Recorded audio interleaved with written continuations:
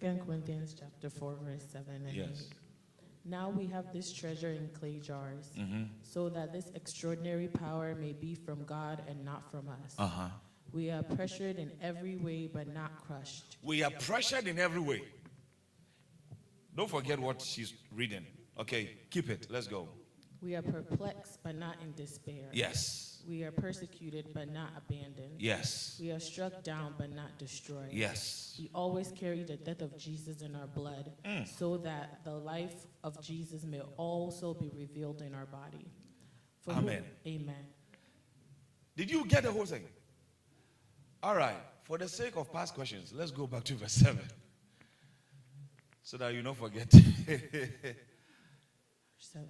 Now we have this treasure in clay jars. What was he talking about that we have a treasure? Okay, let's go back to verse 5 so that we understand what treasure he's talking about and a lot of things. You have to actually start from verse 1 because you have to understand. So let's go back to verse 1 and let's go. 2 Corinthians chapter 4, verse 1. Therefore, since we have this ministry because we were shown mercy, we do not give up. Instead, we have renounced shameful secret things, not walking in deceit or distorting God's message, but commanding ourselves to every person's conscience in God's sight by an opening display of the truth. Yes. But if our gospel is veiled, it is veiled to those who are perishing. If anybody thinks we don't have any good news or whatever we are preaching, it is not good news or it's not a powerful message because they are what? Perishing. In their case, the God of this age has blinded the minds of unbelievers. The God of this age. Who is the God of this age? Who? Oh, I didn't hear. Who is the God of this age? Santa Claus. I thought I heard Santa Claus. Who? He says, are you serious? Look at the sentence. The God of this age has blinded their mind. That cannot be Jesus Christ. That's what I told you. Let's go back to past questions. You are failing. Who is the God of this age? The devil.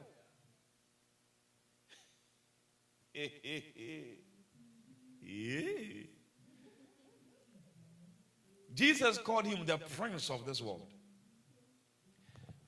He says the God of this age has blinded their minds of what? Of the unbelievers, so they cannot see the light of the gospel of the glory of Christ. Some who is people, the image of God. You can never preach to them. The thickness of the blindness of their mind, you can never preach to them. You can never. When it happens, I don't cry. Because the God of this world. And surprisingly, there are those in the church that the God of this world has also confused them. They're in the church. The whatever you preach, they are against it. A man of God had a book. It was titled Loyalty and Disloyalty. So he went to preach. They invited him in a foreign country. I think maybe Switzerland or somewhere. And then he preached about loyalty and disloyalty.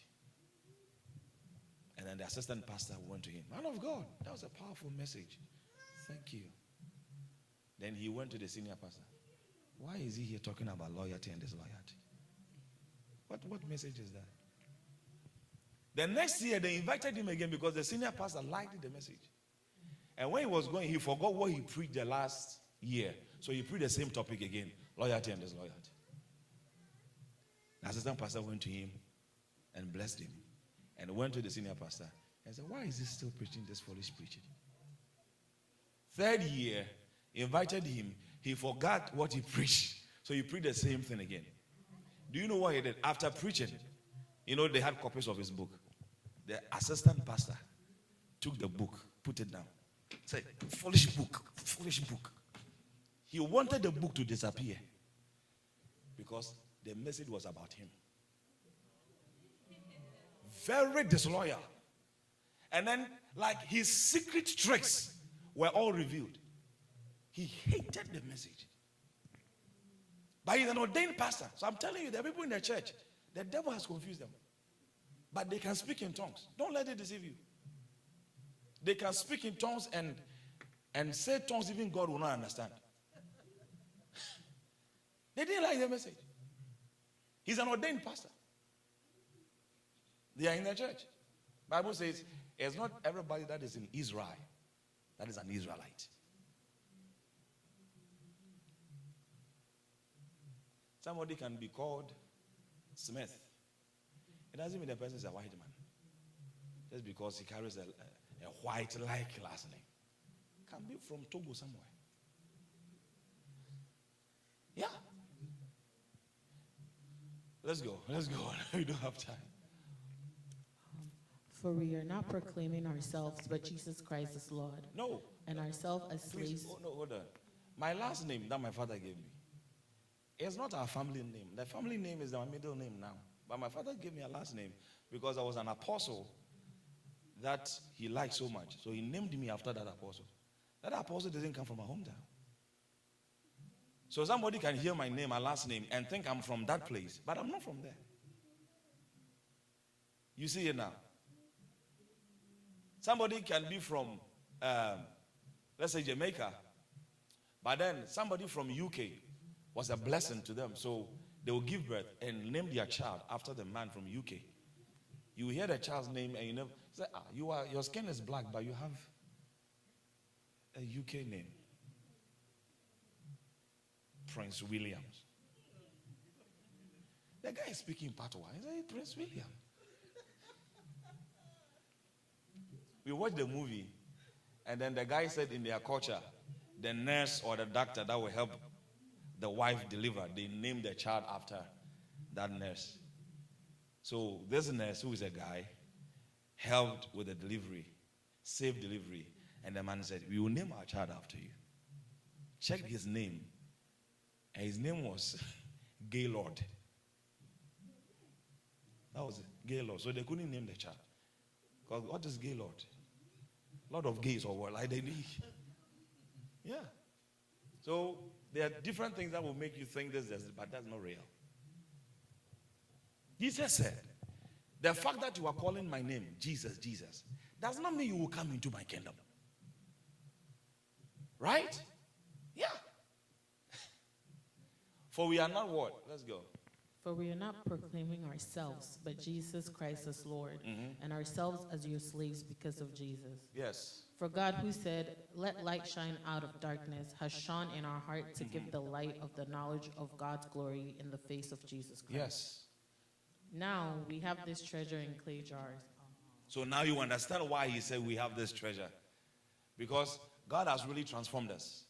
And then in the face of Jesus, he has given us the light of his knowledge. And this beautiful treasure, we have it in human body. This clay jars you're talking about is human life. This housing we have. You get it now? Okay, let's go.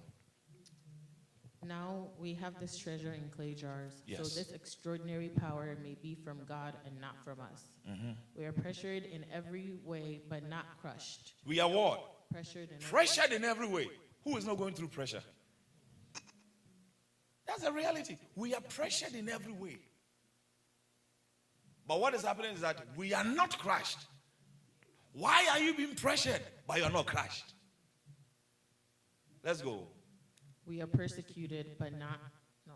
We are perplexed, but not in despair. We are persecuted, but not abandoned. We are struck down, but not destroyed. Why?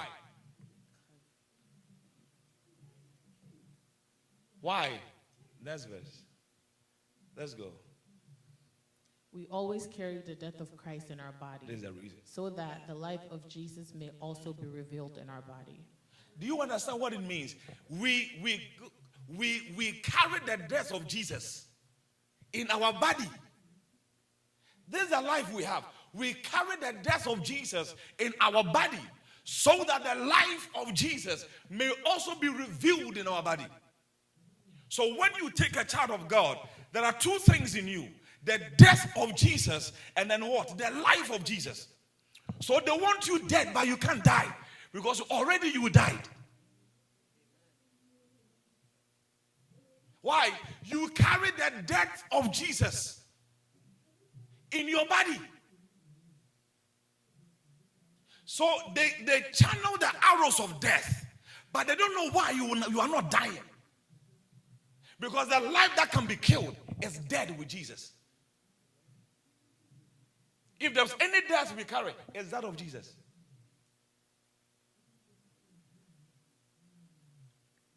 They try to tame you and I. That's why he says we are struck down, but not destroyed.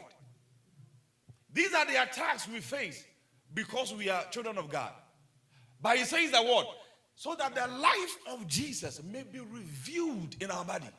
God desires that the life of Jesus is not revealed through angels, revealed through us. So they will poison you, say you will not die. They will diagnose you, but you are alive. Why? There was a manifestation of the life of Jesus.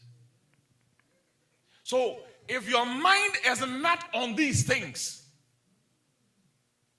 the elements of this world bind you down. The systems of this world can break you, and you find yourself in a position where you shouldn't find yourself, because your mind is not focused where you should be focused. Someone's house is burning, and he's calling the Hartford Hospital. How does it work? Sometimes you are calling the